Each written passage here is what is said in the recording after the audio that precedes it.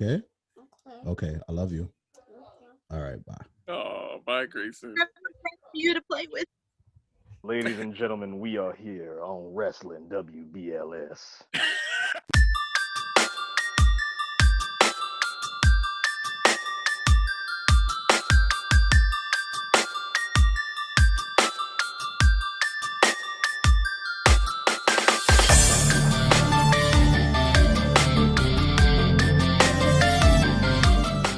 Backstage Brawl, you know what it is. Today we're doing things with a little bit of a twist. Normally we would have our moderator, my younger brother, aka the Golden Child, but today I decided to take over the reins and basically be the host today. Of course, we have the lovely Cici, aka Bummer, to my left. On the bottom of my bottom right, I have my god brother, Mr. Tyler Hicks, aka Kid Dynamite, aka One More Match, Mr. Christian. To on the left of him is my tag team partner in all of the IWC, Mr. Diamond Cutter himself, my boy Big E, Who Mr. is Eric also B. R&B radio host on R&B Sunday. radio. R&B WBLS. WBLS vibes today, Love guys. that right now. You know what that is. Guys, it has been over a week since we've last seen each other. Cici, thank you for coming back. It's been a while. We missed you, aka the new first lady of the Backstage Brawl. It's been a while since we had you on the show. We have a lot to get into, guys. Survivor Series. Us as a Brawl Crew, we were definitely represented at the Legends Bar in Manhattan last week, and Survivor Series was a great event.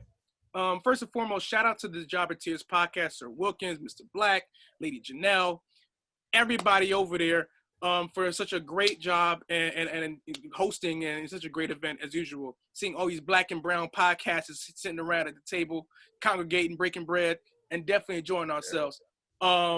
So let's get into it. Survivor Series. There was a few ain't nobody care moments, but for the most part, we got to get through your favorite takes. So I will start to my left. Bum, what was your favorite? What was your biggest takeaway from Survivor Series? Like what I liked first or what I didn't like? Well, it could be either or. But what did you Okay, I'm like sorry, about I didn't Survivor like. Series? I didn't like Jey Uso. You know I don't like Jey Uso. You see, You starting off he was kind of hot on had this me. show right He now. had me. She pulling up on He third. had me when he was holding it down. He had me when he was holding it down for the Team SmackDown. He was just super kicking everybody. And I was like, yeah, Jey Uso, my dude, that's my dude. And then McIntyre, Roman, I felt like McIntyre had it in the bag. And then Jey Uso just came with that super kick, and I was just not impressed. Hold that thought, because Kid Ty shares the same sentiment as you. So Tyler, you in our last week's show basically alluded to the fact that Roman does not need to win the match. Drew McIntyre deserved it because, for one, during that week he just won the WWE Championship, and the fact that going into a high-profile match, he cannot go on this match to lose. So based on your thoughts, the floor is yours. Well, yes, the last time we spoke, I brought up the fact that I felt as though it would have been a much more interesting outcome. And I say interesting as this outcome that we got at Survivor Series was appropriate. It only felt like a letdown for me because I felt like what I was thinking could have caused a little bit more interest going forward, in the fallout of Survivor Series. I wanted Drew McIntyre to win clean, which I know a lot of people who have come to like Roman over the past couple of months with him putting out some of the best work of his career would disagree with. But the reason why I brought that up is because I felt like Roman losing clean with the high of confidence he's been on and with all the reassurance that he is the man in WWE, especially the way he's been putting himself up on a pedestal saying that he is the champion of the WWE. Drew is a secondary champion. I think that Drew proving to Roman that not only could he beat him clean, getting the win back from WrestleMania, if we're talking about it from a series standpoint. And, in terms of Drew's immediate momentum, it would have done great for Drew because it would have put him back in that upper echelon he was in earlier in the year. And it also would have helped Roman from a character standpoint because it's like, I was the man. Wait, what happened? And he could kind of go into denial and kind of, be like, it's not my fault. I got distracted by like Jay, or oh no, it's not my fault. You know what? I know I'm the man. I'm gonna take it out on the entire roster, which would have led to him going on an even more, I guess you could say, a better motivated tear of the SmackDown roster as opposed to an expected tear because he's dominant already. Now, at Survivor Series, it was an appropriate end. Like a lot of people predicted that end because it was like, how could you make your two top guys go against each other and expect one of them to come out looking weak, assuming the other one beats them clean? So it kind of had to happen for in their mind, and I understand why it happened. So I kind of got my own hopes up. I understand that, but I still think that what I thought of what would have worked just as well. But at the end of the day, they set it up perfectly earlier in the night with Jay looking like a star in the tag match, trying to hold it down and be the last stand for SmackDown. But SmackDown got swept. And I mean, when you look at Raw's team just from a physical standpoint, there was no getting around that. Maybe you could get AJ out. Maybe you could get Sheamus out off his pride. But once you start looking at Keith, Braun, and Matt Riddle, who look like they're prepared for war all the time, that's just kind of how everyone expected. Slow singing and flower bringing, indeed. But Jay was going off. I think his yeah. leg hurts. I'm convinced his leg hurts either from slapping it too much or from extending it too much. There's no way around that. Jey Uso had a great showing and he had a great night. He's continuing his momentum and is fitting the story narrative, and that's all you can really ask for right now. All but right. yeah, I'm okay with Survivor Series ending that way. My man. It's all right. All right, but you know what? You know what, Ty, before I switch off to Big E, I love you, Tyler. I love you.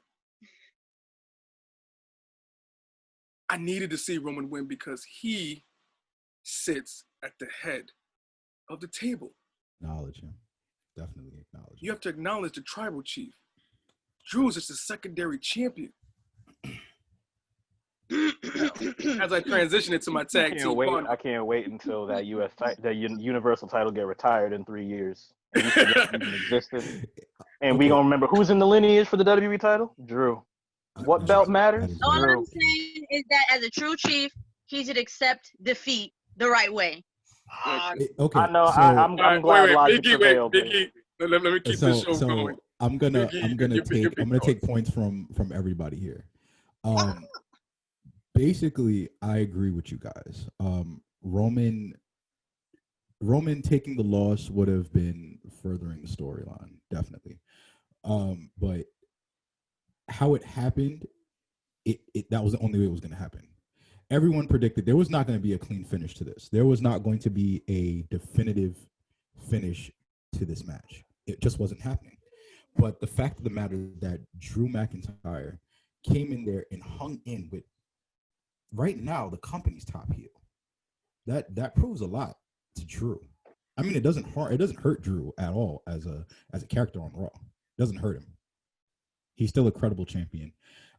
There's also a rumor that Braun Strowman.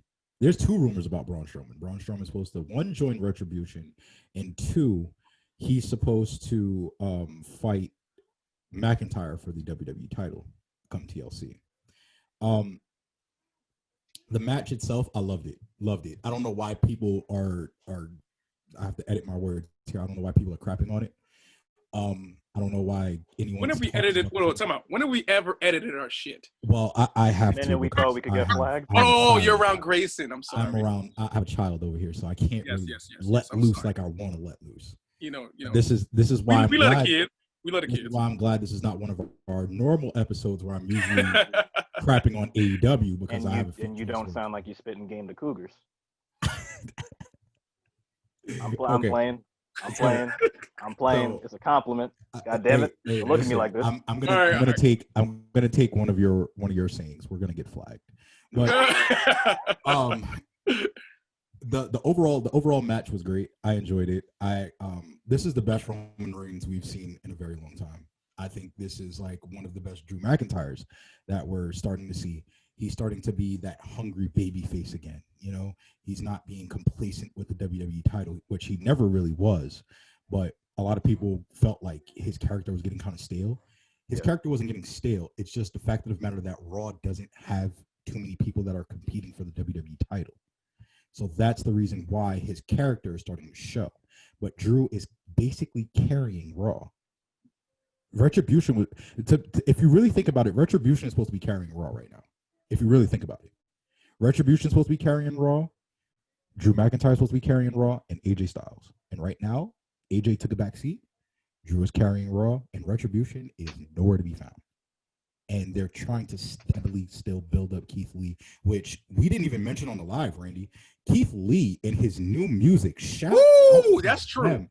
I don't know who edited his music, but shout out to whoever edited his music. Thank you. We appreciate you. If it's Jim Johnston, thank you. Yes, the fans finally got like a slither of what they want out of Keith Lee, and it fits him. It feels like it finally like the character. It's him on the track. Theme songs, like theme songs. When someone has a theme song, like when you see people like Orton come out. Let me just sidetrack real quick. When you see people like Randy Orton come out, his soundtrack fit the theme.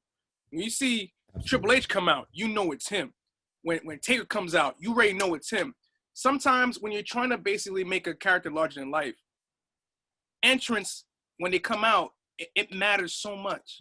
Like when Shinsuke first debuted, when we were talking about NXT, like in retrospect, that was huge on our live, right? Huge. When Shinsuke first came out, that song, that introduction alone, everybody was, based on that alone, everybody was invested in Shinsuke Nakamura. The two biggest people in NXT as far as intros go, as far as entrance music during that era, Bobby and Shinsuke had the biggest theme music. Glorious.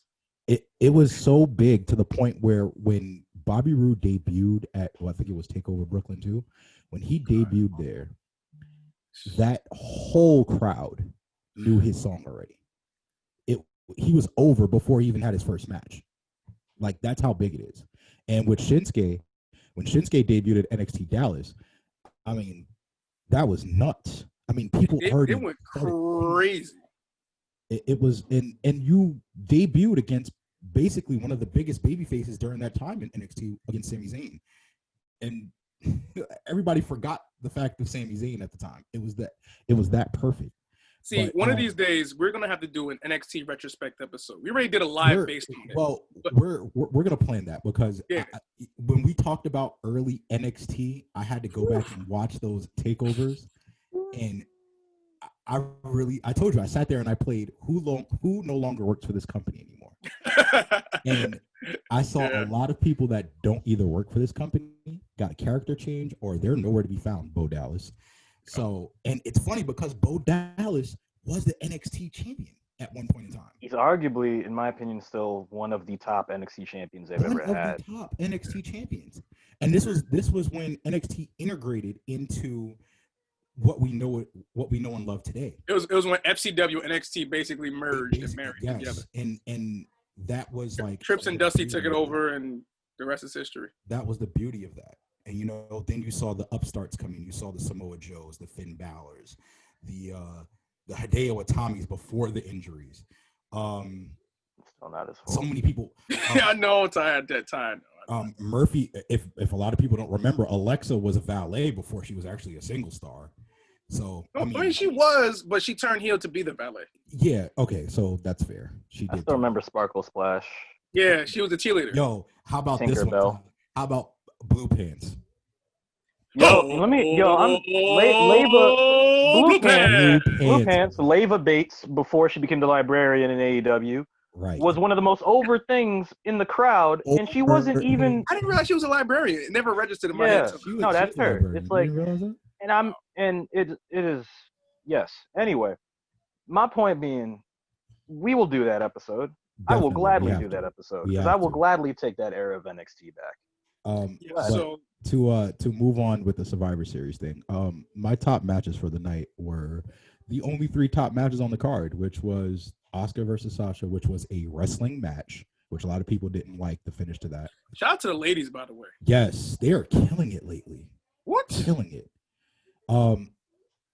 Cici, I told you that you like Bianca Belair though. I told you you're gonna like Bianca. I'm gonna get to her. I like Belair. I never had a problem. I'm gonna get to her in a minute actually. So between that match, Asuka and Sasha, Drew and Roman, and then of course where every black wrestling fan won. Oh, Street Profits and the New Day. That was a great match. Let's And talk about it. hold on talk about before we get into that, and just because you mentioned it to Cici, and my honorable mention, Bianca Belair showed out during Survivor Series. She showed out.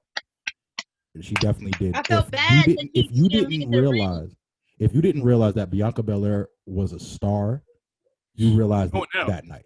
You know realize it it now, and now she's going into a feud with Bailey. Like this is going to be great for her. So, best believe that's my Rumble pick. That's my Rumble pick. I'm going to go out. That's a smart pick. That's a very smart pick. That's my Rumble pick. I still want to know what happened when she turned into Neville halfway through that comeback sequence. He started handspringing, flipping all over the place. It was like she became the most athletic person in the ring, and she just went all out. Like she was just. She like, by far is. I'm gonna show out. She is one of the best pure athletes the company has ever signed, and damn. So wait a minute. So wait a minute. Athlete. So it's like between Naomi, Ember, and now Bianca. I'm gonna be honest with you. If I'm gonna put no. I'm gonna tell you exactly how the pecking order goes. Bianca 1. Yes, Bianca 1 definitely. I would say Naomi 2 and Ember Moon 3 in terms of pure athletes. If I'm saying who's the best wrestler out of the 3, I'm probably gonna go with Ember at 1. Actually, one more time to try. I'm gonna put Bianca at 2 and Naomi at 3. You know, that's kind of how it goes for me. And shout outs to Ember Moon also killing it in NXT. Yes, definitely. But Bianca Belair, not on Wednesday, but Tony Storm are gonna have a great match. I just want to put that finish in the tag match was hilarious. A lot of people were expecting Lana to be the sole survivor just based on the story narrative that was going on. I felt like I'm okay with the fact that she was a sole survivor. I knew it was going to be from her doing nothing, but I did not expect it to be her just standing on the steel steps watching the entire like a child. Like a that, Caribbean mother told you, go to the corner. You go into the store, don't touch anything. Don't ask me to buy anything. You're going to stand here and watch me shop. She basically got Caribbean mothered, and we all know what that feels like. Yes. So that's basically what happened. And I will tell you this. I actually agree with the booking decision.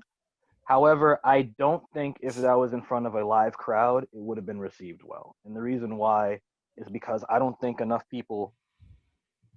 been enough buildup, like genuine buildup for people to buy Lana as a sympathetic figure. I know that it's like, here's the thing, like they tried and I understand where they were going for it, but I feel like it takes more time for us to, think of Lana in a different light. Because remember, Lana for a majority of her WWE career has been an antagonist. From the days of her being with Rusev, there have been various different versions of Lana we've been expected to hate. And when you've been doing that for so long, you either have to come in strong with your approach of changing who she is, or you have to take your time for us to get used to her being a different way. And with Lana having a lot of like weird angles, crappy angles, it's like one of those, we need to detox from you for a little bit, and hopefully, wait, what happened there? No. I think that the MacBook finally connected. I don't know why. Just give me like a few minutes. I'll be right back. Go do your thing. Go do your thing, Biggie. Go do your thing. Tyler, right. We're not gonna do this with the late night radio thing. Marvin Gaye. All right. Continue. Practice what you. Let me in all honesty, if Lana wasn't as intimidated by Nia Jax as she was, I think that she would be a powerful opponent. But the fact that the WWE is not letting her be seen in that limelight, I think that's why we hate. Well, and to their credit, but this is Lana. They've tried. They tried to get us to buy into it, but I think it takes a little bit more time for us to like genuinely get behind her. And when they're in that Thunderdome, that COVID type era where they don't have fan reception back, not that they listen to them at that much, but even so, like if they don't have a gauge of how it's going, they're just going to go off of what they think is working. And I think in this situation, they think it's working, but they don't know that it's probably not that well received. It's a 50-50 thing when you look at it, because and that's the advantage and the disadvantage of not having fans. this year. Because usually, Mhm. but prior to this, usually when you've had fans in the arena, if they don't like something, they're gonna crap on it before they give it a chance. Yes. So everything that's happening now organically has been beneficial to WWE to develop these things, regardless of how slow or how terrible it is. Mm-hmm. At least the attempt is there that they're trying. Yeah, Right? they're trying, and at least they have. There's nothing deterring them from getting to my destination. fault. There you go. That my brother, my older brother was trying to call. There's nothing deterring them from getting to their destination Yeah, because the fans aren't getting in the way. Yeah, because the fans. Hey, so this episode is Online very gaming. wacky. This episode is sponsored by MK11. If you have PlayStation, get it now. Niggas be tripping. Oh man. All up on this side. But let's move on from Survivor Series because we don't want to spend too much time on Survivor Series. We're gonna try to do quick takes. In terms of Raw, what has been your quick take from this past week, whether it be Raw, NXT, AEW, or SmackDown? I would say mine's real quick because I haven't really kind of gave. Okay, go ahead. Got it. Yeah. My big take this week in terms of what I've seen this week are two things. One has been the buildup between Kenny Omega and Jon Moxley. I loved how the contract signing was and how they were teasing the cleaner and Ambrose. Moxley got his ass whipped backstage, and everybody was going around thinking it was Kenny. And from what I've read, I think I know who may have done it. But despite that, Moxley came back and whooped Omega's ass when he came out trying to do the cleaner entrance with the cheerleaders doing the broom thing. I like the fact that they're legit slow building the return of the cleaner. Because at this point, after getting his ass whipped like he did this past week, for the first time in a while, I'm invested in a Jon Moxley match. And I like the build-up for that. My other thing that I like as well is my other take for this week goes to my favorite yellow and black brand, aka NXT, where my boy Finn Balor basically legit cut a promo, and the way he did it, because he now calls himself, he went from the prince, the demon, the king, now the cat. When the dude was like, yo, don't put checkers on my chessboard, I was like, bars. Like, first of all, who you talking to like that? Who you getting greasy with? And I'm sitting here thinking, like, man, whoever won it with Finn, it's going to be a crazy, crazy match. Because I know there's one person that never really lost the title and is returning. His name is Karrion Kross. That's and that has to be a treat for a lot of people who are longtime fans of NXT because Karrion Kross, Aleister Black are two guys who remind people of Finn from an aesthetic standpoint in terms of the entrance and the presence that a lot of NXT guys get. I want to see if there's a battle of the entrances well before there's a battle of the matches for that one. Another person that they're bringing up that might face Finn is a highly anticipated match between Finn Balor and Pete Dunne. That's been speculated recently. It's breaking news. Because the thing is, a lot of people are saying that Pat McAfee could end up becoming like a North American champion down the road by weaseling his way through. But one of the things that they've noticed is the 1 and the 2s, Danny Burch and Oney Lorcan, they have the NXT tag team chips. And, McAfee's obviously going to want to go after some sort of gold, but they're not going to put him against Finn Balor unless it's like one of those old SmackDown matches, like when Eddie would fight Paul Heyman. But that leaves Pete with nothing. I'm behind your back. And I'll get to Paul Heyman in a second in my quick takes, but you also have you also have Pete Dunne, who's just there, and he's not being there to be no heavy or some bodyguard. Like, Pete Dunne is a former major champion in his own right, being NXT's UK champion for the longest period. So it's only a matter of time. And there's still a part of me that wants to see Finn Balor and Walter, but that's a whole nother story. Listen, you That gotta will stop hopefully- promoting. First of all, you have to stop promoting death on the Backstage Brawl podcast. Okay. No. First with Jeff going off the damn building. I mean, it's Hell in a Cell. Like you gotta stop promoting death. I'm gonna go on a limb and say this. I definitely do want to see Finn Balor and Walter go at it for. I do too, but like, yo, man, that's death. Thank you. And you can't tell me I'm promoting death when when Eric gets this new setup that's promoting healing. Listen to him. Okay. As far as I'm concerned, we need to see more. We need to see that match because that's an unanswered question. Like all that build up from before. I hope Finn gets to hold the belt long enough that we get to see the battle of the NXT champions.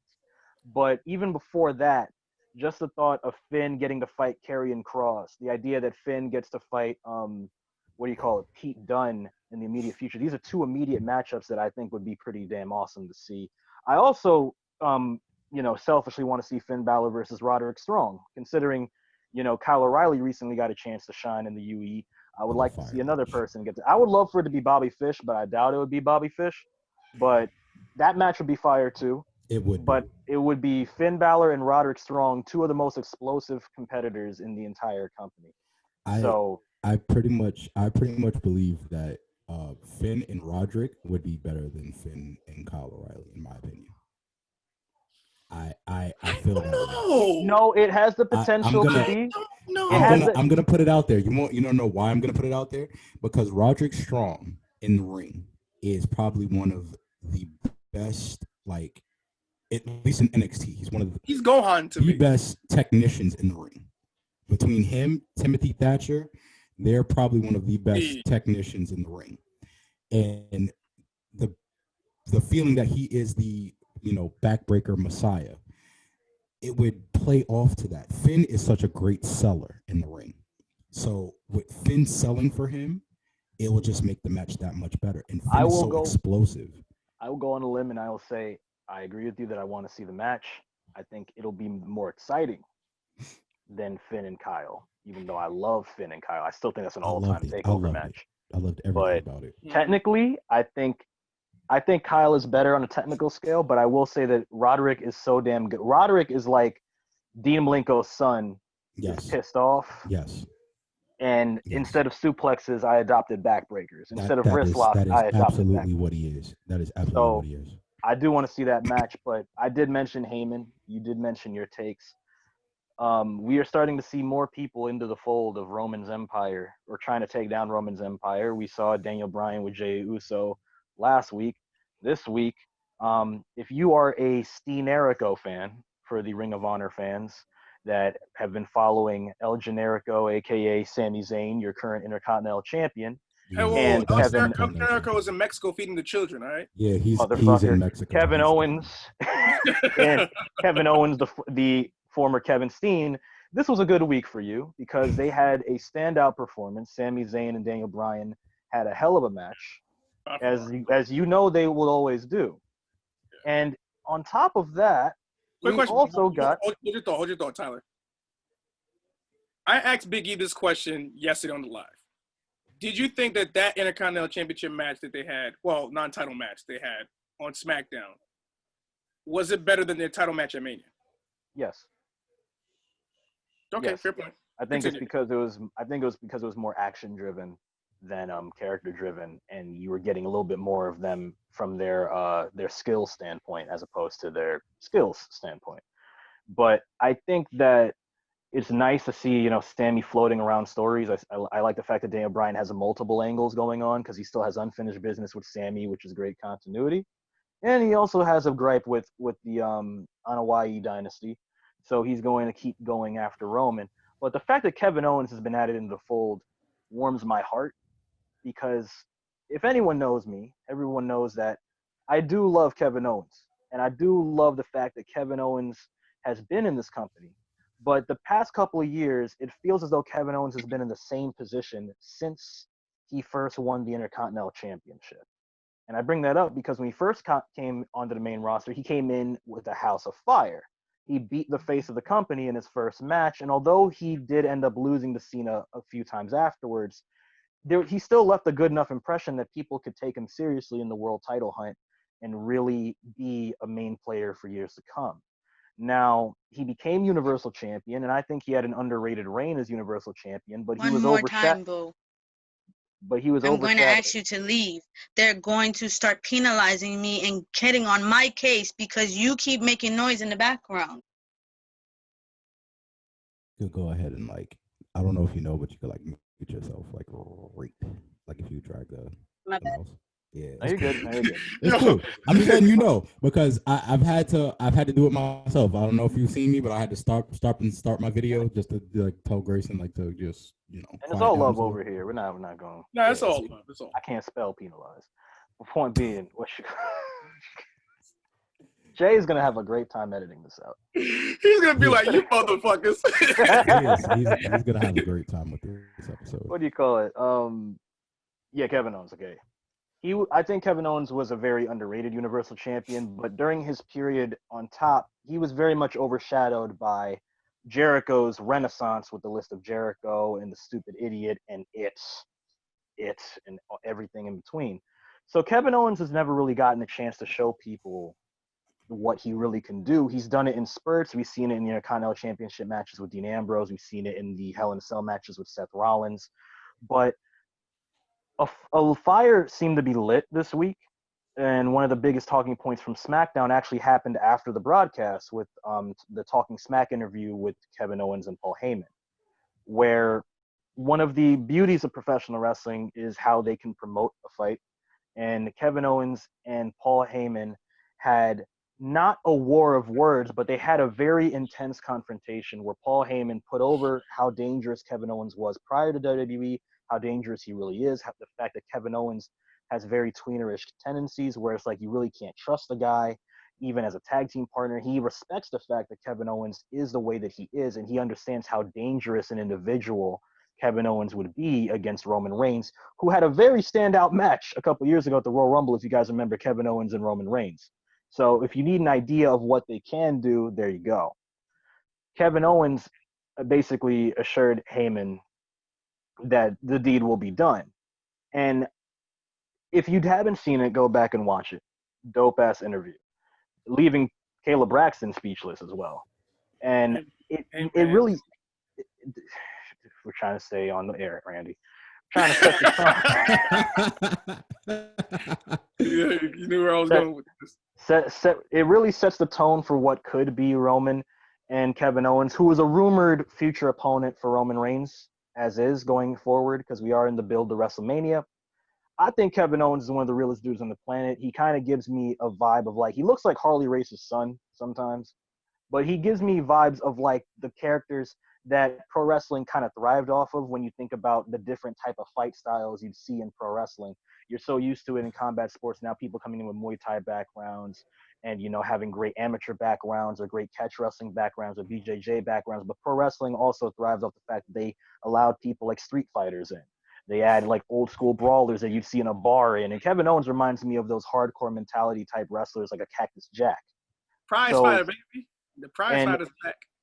And the fact that he's as gifted as he is, especially being able to do what he does at his size and build, I'm excited to see if this will be a renaissance for Kevin Owens, because he said he wanted to come to SmackDown to see if he could revitalize his career, and what better way to do that than against the top guy in the company. So that was my takeaway from this week. Kevin Owens possibly coming back into the fold, and Sami Zayn continuing to be a constant for SmackDown. So I'm gonna say my hot takes for this week, and both of them have been said already. One was the Omega and John Moxley build up, because, like to Randy's point, this is the first time that I'm actually invested in a John Moxley world title just fight. Keep shitting on Eddie Kingston. Like, this man didn't sacrifice his whole mother in a promo. Hold on. No, he did. Before I get into this, let me tell you something. Eddie Kingston should be AEW World Champion right now. Damn right. By far, he should be AEW World Champion.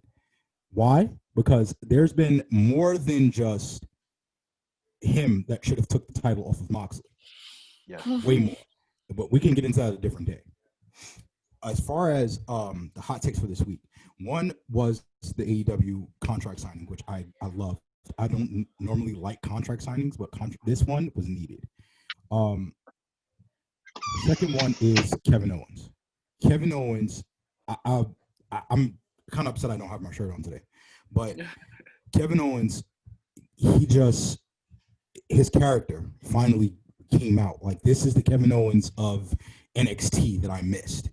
I loved heel Owens. Loved Okay, it. I'll fight anyone but I'll anyone fight except Samoa anyone, Joe. anywhere, Except Joe. anytime, except Joe.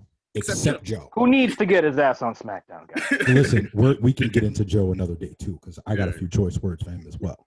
We can table Joe another day. But as far as Kevin Owens goes, Kevin Owens is possibly one of the realest characters on the roster besides Samoa Joe. He's one of those guys that can go toe to toe with you on the mic. He is an all-around guy because he can do it all. He can brawl with you. He can be a technician. He can, be a high flyer if you really want it to be. This guy is an all-around guy in the ring that can go. And like, to your point, Tyler, him and Roman Reigns have had a series of matches that have performed very well, whether or not, fans want to admit it or not, but they've performed very well in the ring together. They have that in-ring chemistry. So it can happen, and it will happen. Kayfabe aside, because Roman did put out a tweet saying that, Kevin Owens has his attention now. So there will be a match between Kevin Owens and Roman Reigns at TLC. That's definitely going to happen. And as we're recording, I just got I'm trying to open my phone here, the notification from Bleacher Report saying that WWE does have plans for Daniel Bryan and Roman Reigns to fight at the Royal Rumble. So Bryan is going to happen. Credit to them January. For dragging this out. Yes, credit to them for dragging that out, because there's a continuity in the storyline. So it's like you're going to give us Kevin Owens, but the sad part is that this is what I don't like about social media. The sad part is that now for sure Kevin Owens is not winning the title. But here's the thing: if he has a standout enough performance that it gives him a springboard to better success, and eventually him getting back to that point or doing something of some substance, I'm okay with that. Because the minute you brought up those two facts, I just sat there and said to myself, there's going to be an episode of SmackDown where it's going to be Daniel Bryan and Kevin Owens versus Roman Reigns and Sami Zayn.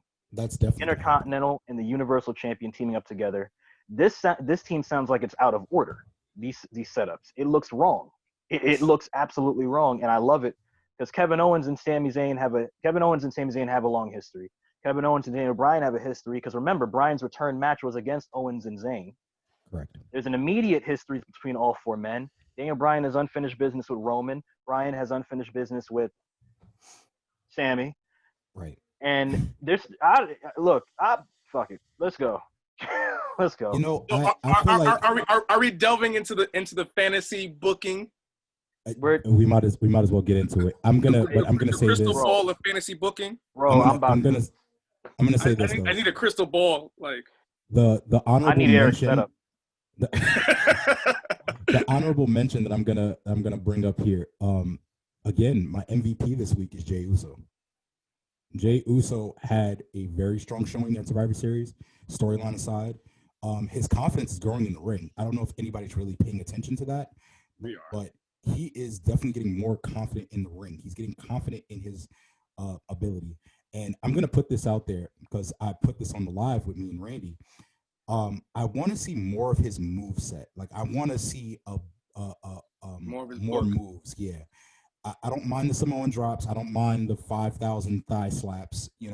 But I need to see a different.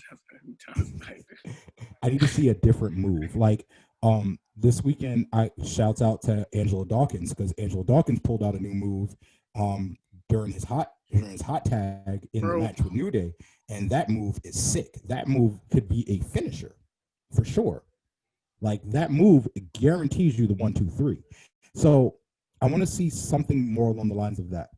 I want to see Jey Uso break out more of a move that could possibly get him the 1, 2, 3, like his own Blue Thunder Bomb, his own Deep Six, something like that. That's interesting because as tag team wrestlers, they never really had to develop singles finishers. Right. So now it's like, now that you're coming into your own as a singles competitor, and the company is looking at you as a singles competitor, it's like now it's time to really push the envelope and show what you have in your arsenal. So I feel like Jey Uso, if he takes that next step, they're gonna put the company on his back eventually. Eventually, Well, they're gonna trust him.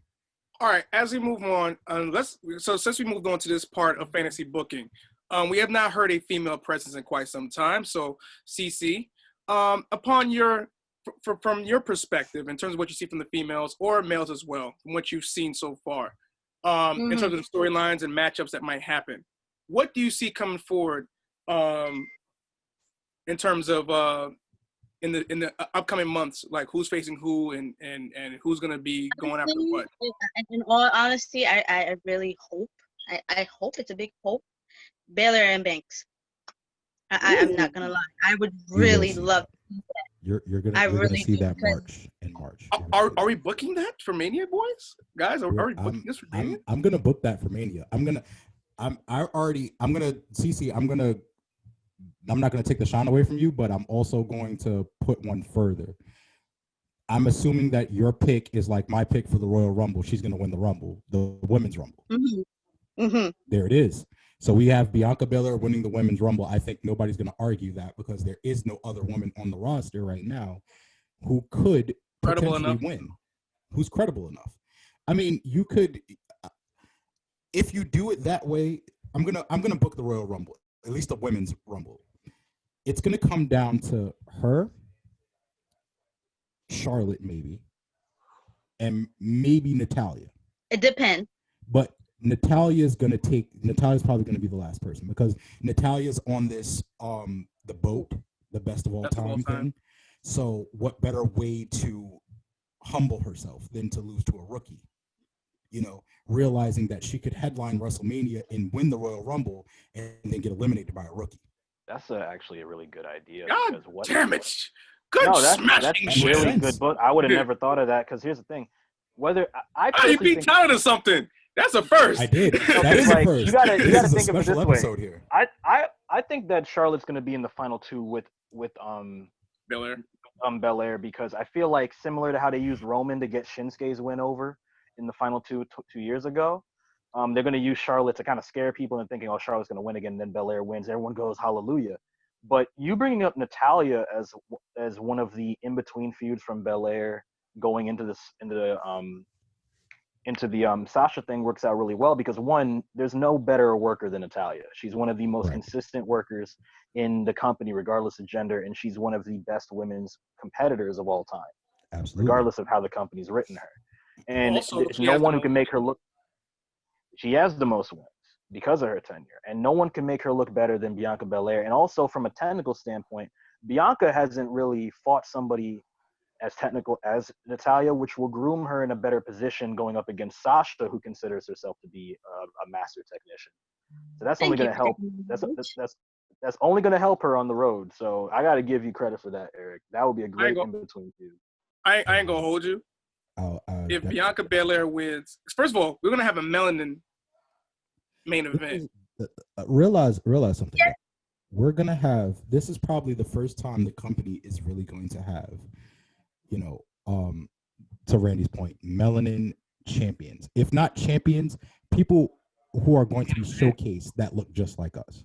We haven't had enough. I mean, in terms of like, it's grown now. It's grown now, but like, think about this. Like, we've had we've had Jazz, we've had Alicia Fox, we've had Ember Moon in NXT, and beyond. But like, we've never had really two of them face each other off in a match of that, like, of those proportions. You're going to have, fantasy booking aside, you're going to have this. You're going to have on the women's side Sasha Banks and Bianca Belair for the SmackDown Women's title. And then on the Universal title side, you could possibly have, well, it's unpredictable, but you could possibly have Big E versus Roman Reigns. If you don't have Big E versus Roman Reigns, you're going to have, you're still going to have the Street Profits. I think Street Profits are still going to be tag champs by WrestleMania. I think they're going to be at Mania.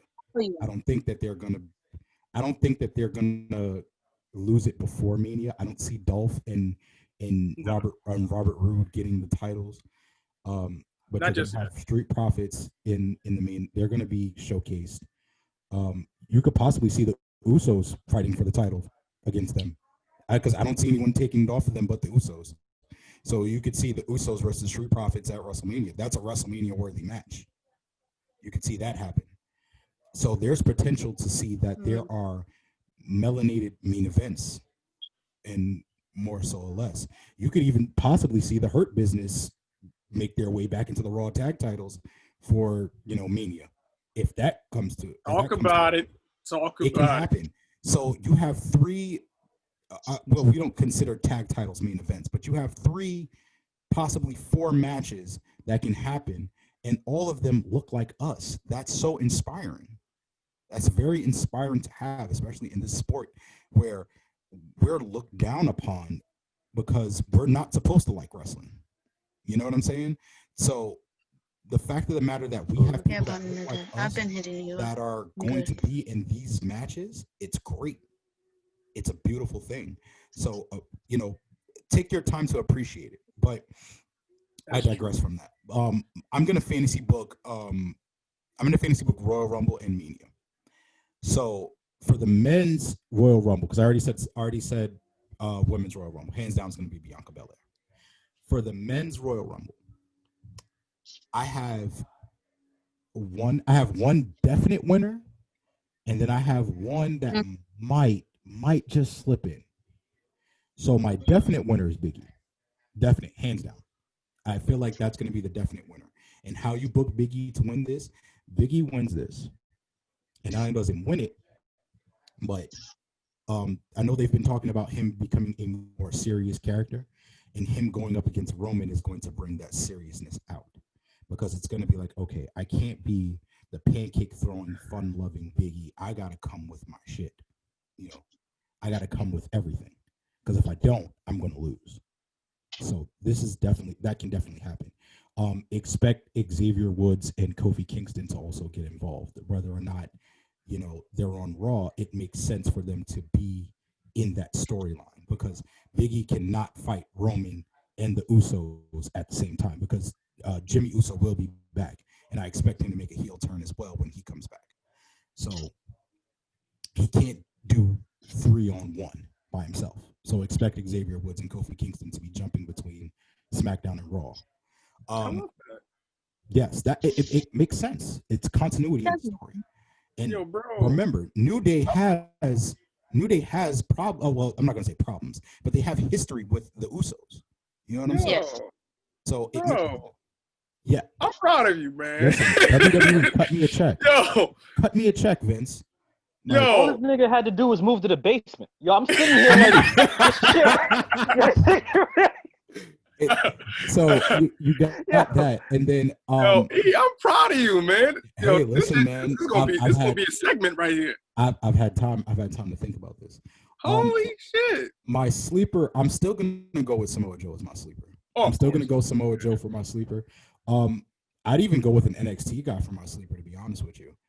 I'd just a fanboy in me. Say what you want about me, but I'm gonna go Adam Cole. And I'm going to say why I'm going to go with Adam Cole. I'm going to go with Adam Cole because, one, Adam Cole is just like Seth Rollins when he was in NXT. He is groomed to be one of the top guys in this company.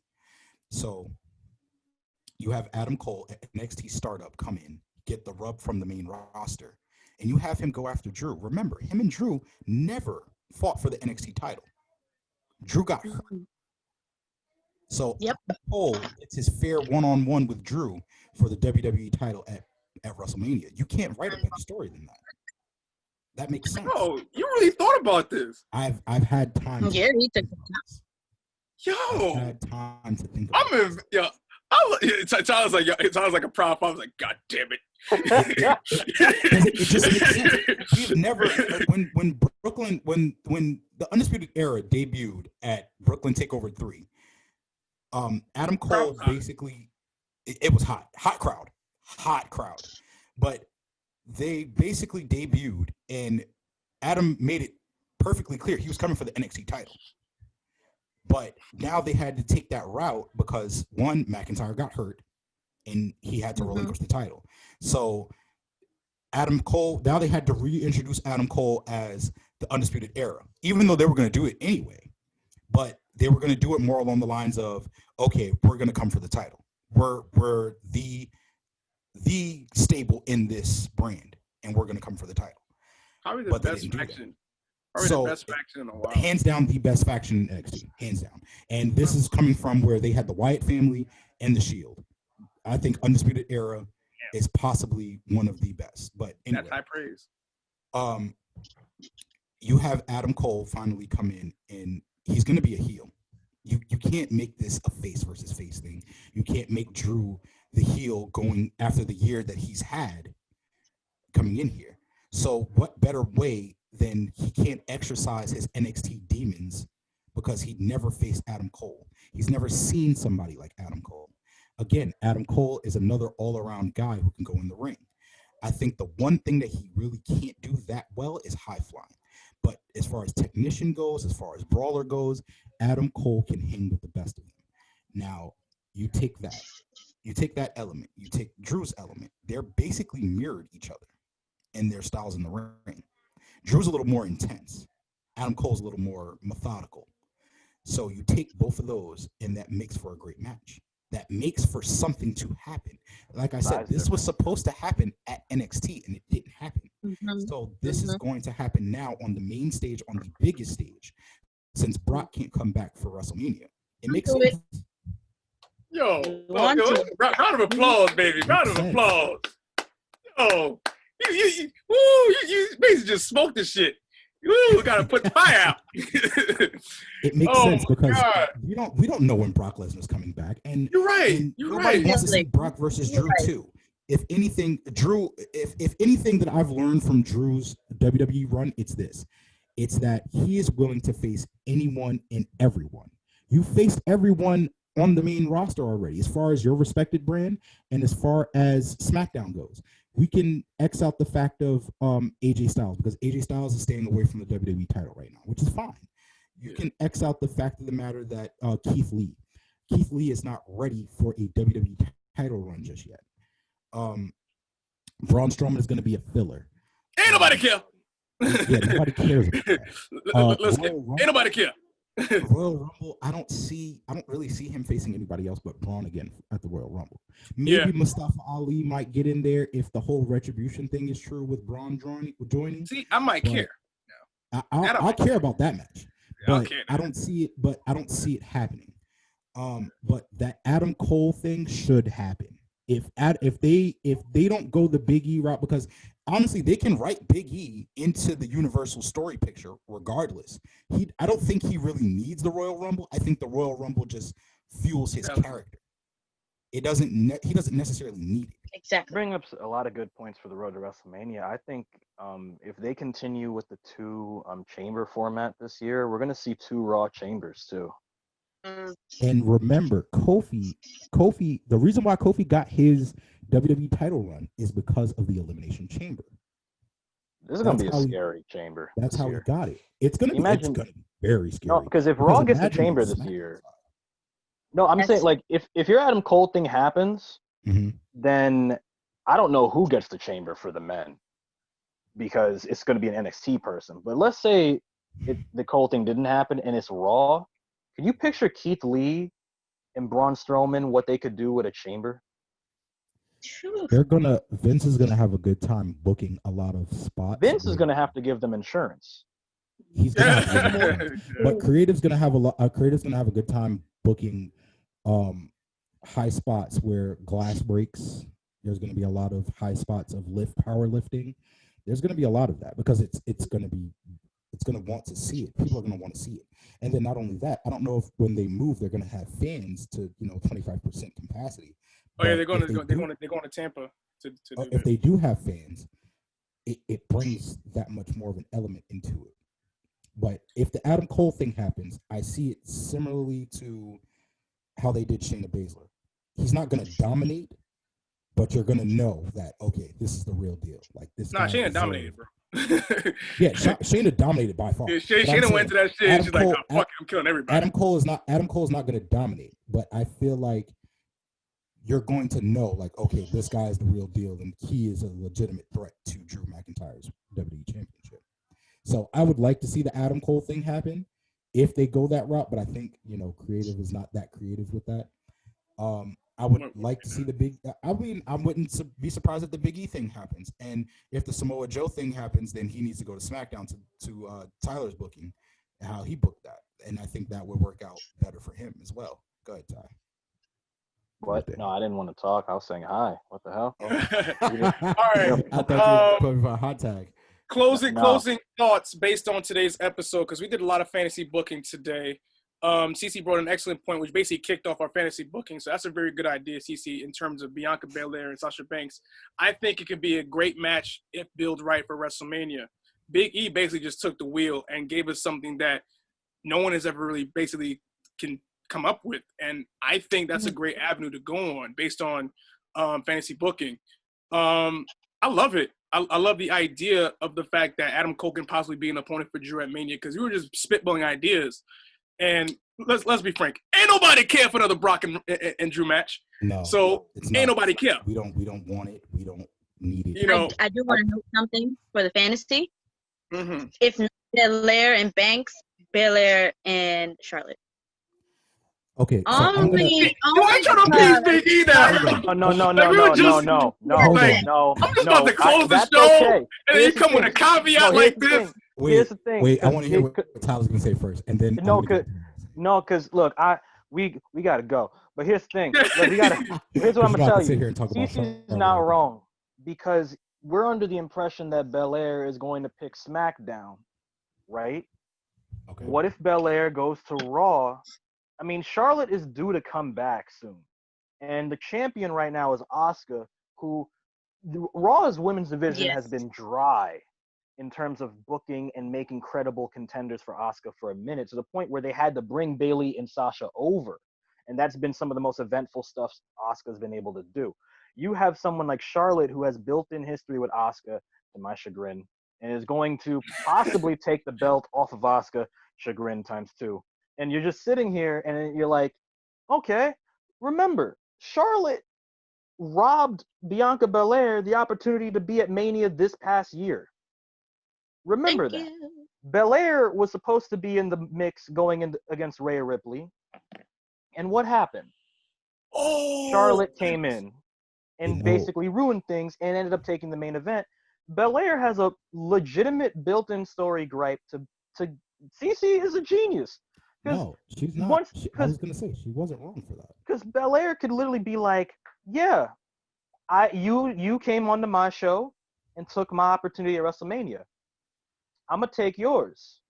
I go here now. She took long. I actually need a shirt of that. So I need a before we close out, I'm gonna say this because everybody knows that I am a. That's dope, though. Huge, it is. It's a very two good fantasy booking matches. Damn.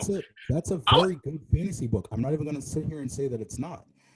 I love fantasy booking. I feel bad for Asuka though in that equation. I do feel bad for Asuka in that equation. I do too. Here's how I'm gonna do this, and whether it makes sense to everybody or not. But Charlotte, I don't think Charlotte should get the title. Coming from me, she shouldn't. You could also do it where where Charlotte contends, like Charlotte says, "I want your number one contendership from the Mania." Exactly. That's Belair how you do beats it. Charlotte, and you That's get Belair and Asuka. Oh, Belair and Asuka! Jesus Christ! Wait a minute. Wait now, because you're gonna make me go into fantasy booking overload. Plus, we got either to table it. Or... So this is my thing. Stacey, this is your fault. It is, but she brought up, but she made it. But it's valid though. It is valid. It is valid. Here's the thing. If you do Charlotte and Bianca Belair, you do it for the number one contendership, and this legitimizes Belair's rise to the title, because at the point of between, let's just say we're already going into next month, so let's just say December into February. Who are you going to book her to face that's going to be legit to where you can say, yo, she can take the title off of Sasha? Because right now, I think we all can agree, feelings aside, she cannot take that title off of Sasha right now. It's not going to happen. I disagree with you heavily. She can take it from Asuka. Okay, you can disagree with me. That's fine. Lord knows she can lift Sasha like a feather. In my eyes, you have to beat somebody credible. That's my thing. I'm not taking anything away from Bianca Belair. I'm not taking away from her talent, her ability, or who she is as a person. As You got to add to that or track as a record. I see what character. you mean. Yeah, you have to build up the track record. And once you build up the track record of who you faced, if you can say you've beat the greatest women's champion of this era, that says a lot. It does. That says a lot. So if you could beat Charlotte, I can beat Sasha. Now, when it comes down to when Becky Lynch, because I don't feel like Becky Lynch, well, we'll see what happens further down the road. But if she was to fight Becky Lynch, because right now it's looking like she's going to beat the 4 horsewomen. That's what it's looking like. Her first feud is Bayley. Then it should be Charlotte afterwards.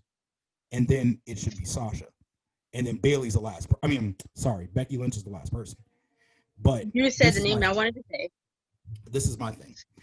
If you book this, I'm sorry, Cici, go ahead. Go ahead. Say what you want to say. All I was getting at is what happens if Bayley comes back? You're talking about Becky and she Lynch? Tries to take that heat. Or Bayley? Okay. Randy, well, Bayley. Yeah, I'm muted. Yeah. I don't think Bayley becomes a factor after a while. If Bayley takes a loss to a rookie, if Bayley takes a loss to a rookie, Bayley is going to go on the deep end. Yeah, go crazy. Like that. She is the longest reigning SmackDown's women's champion, and she took a loss to a rookie. She's going to go off the deep end. Yeah, she definitely did. So, no, I'm saying when she does. She hasn't yet, but when she does, she's going to go off the deep end. Kick my feet up. So this is like we're in overtime. we're definitely in overtime here because a great point was brought up. This is Brawl Unfiltered now. We fast.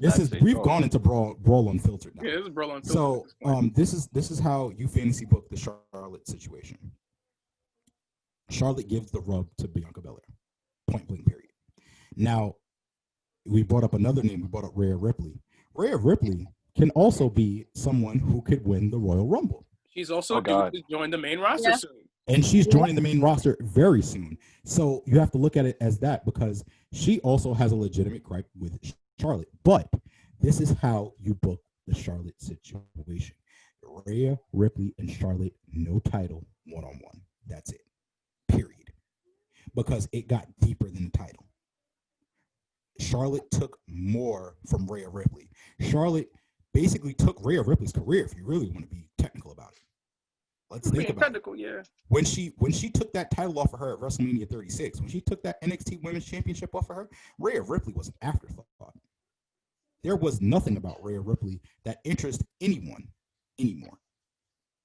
So now that you have Rhea Ripley going in a downward spiral, she could do the John Cena, Rock thing from WrestleMania 28. Her professional life has been shit, basically. At least that story would make sense. That would make sense because at the end of the day, you have to look at it like this: if Rhea Ripley was to win against Charlotte, do you know that would be the biggest win? That would be the biggest win of her career, the biggest win. But then what? That's what you have to think about. And then what?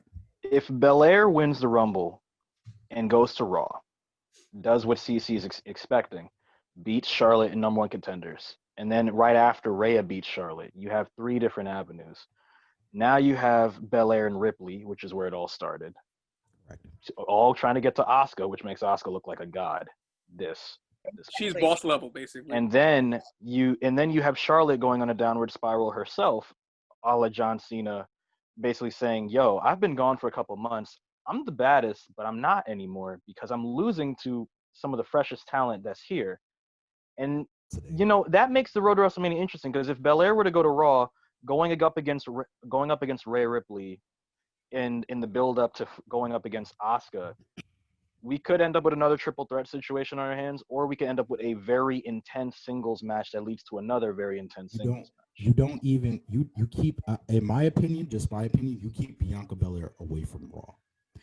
Because this is the thing, you're using the cross brand rule basically. You could bring Charlotte onto SmackDown. You could bring Charlotte onto SmackDown and say that she's fighting for the number one contendership. Actually, the reality, if you're the Royal Rumble winner, it's kind of ingrained in the Royal Rumble winners' ability, like in their right. They can float between brands anyway as they're waiting. Or you could do it like this. You could do what Asuka did. Asuka didn't announce who she wanted to face when what's her name debuted? Ronda. When Ronda debuted, she never really picked a title at one point in time. So you can have that situation. You can make it like that for Bianca Belair. That would make sense for her storyline, if depending on who's champion. Which is, well, not depending on who's champion. You're gonna have Asuka and Sasha Banks.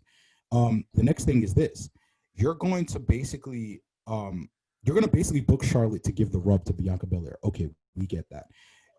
Another thing you could have for Asuka, you could have Io Shirai come up. I think that would be a fire match, Asuka and Io Shirai, if you want to pull the trigger on that right then and there. You could also have Ember Moon come up just for that one match. We never got Ember Moon and Asuka. Never. It's a sad day when we have like 7 different scenarios. Thank you, Cici. We do. We have 7. We have different scenarios, and I don't even think WWE has one right now. But the thing is this: you could have Ember Moon come up just for that for the Women's Royal Rumble, and or get involved in Asuka's match, because Asuka didn't have a match at the Royal Rumble. So you could have her get involved in Asuka's match, and she could just be like, you know what, I'm coming after Asuka. So that gives an avenue for Asuka to have at Mania. Imagine that. We never got that match in NXT. Asuka and Ember Moon. Fire. No, we did, but Ember never got her win. She always lost. Ember never got her win. That's fair. So you could do that. You could do that. You could do Charlotte and Rhea Ripley 1-on-1. No title, no nothing. Just 1-on-1. You could do Bianca Belair and Sasha Banks after Bianca, her character gets credible. Her WWE character gets credible. So you have 3 different women's matches that are equally important, and they all intertwine in together. It makes sense. And you could do that. You could do it that way. As far as when Becky Lynch comes back, Ronda coming back as well. When Ronda comes back, that's something we can definitely table for another day, though. You could, ladies and gentlemen. if you do it right, Charlotte somehow becomes Raw Women's Champion, and then she comes back. Ronda comes back. This is the part where I have to tell you to go jump off a bridge, ladies and gentlemen. Listen, I'm thinking continuity here. I'm thinking continuity here. No, listen. You've been on a train for the last half an hour, so I'm gonna let you. I don't know what's in that basement, but that basement has stamina. I'm just saying, like, it makes sense. There's different avenues that they can go with these women's titles. Now we're getting flagged. There's different avenues that they can go with these women's titles. There's different avenues they can go with any one of these main titles. I think the only title that doesn't really have an avenue for them to go down is the U.S. title at this point. The Raw tag team titles have plenty of avenues they can go down. I still think Keith Lee should be around that belt. But the Keith, the thing is that we can table another time, though. We can table that for another time. We gotta get the hell out of here. we can definitely table it.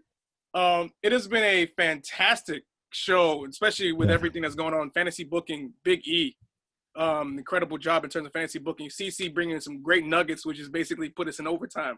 And I'm pretty sure when the editor-in-chief gets this, my ass is going to be had. So, but either way, it's been a great episode.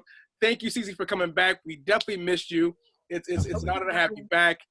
Big E, please stay in that location now, because that's basically become your. I think this is going to be my new location now. Yeah, the mic. New location from here on out. It's the mic, the background, the ambiance. Yes, I think that's. I hope they got a bathroom.